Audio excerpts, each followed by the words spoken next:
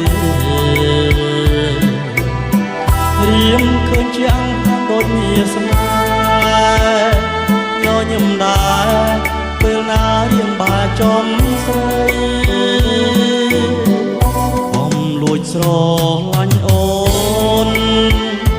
មើលចង់ស្ងួនរៀមស្គមខ្លួនរីងរៃជាយូរហើយចាំចម្លើយស្រីក្រែងពិសីប្រណីមកដល់រៀមបងអាណិតខ្លាំងទេអាណិតខ្លាំងទេ